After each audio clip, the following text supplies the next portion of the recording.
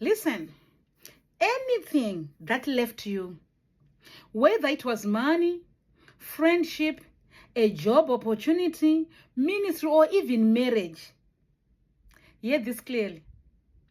If it truly belongs to your life, it is not lost. It is only gathering its kind. Yes. Sometimes things leave not because they are gone forever, but because they need to multiply, to grow, to align with purpose before they return. What walked away may be collecting strength. Yes.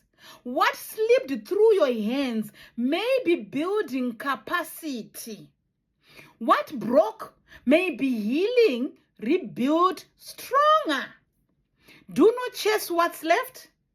Improve who you are while it gathers. Yes. When it comes back, it will not return empty. It will return fuller, better, aligned, ready, bigger. And it does not return.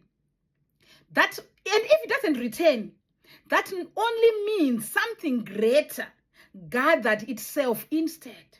Yes. If it does not return, that only means something greater gathered itself instead. So, stay ready, stay faithful, stay growing. What left is either preparing to come back better or making room for something greater. Be encouraged today and continue believing God for a miracle. God bless you.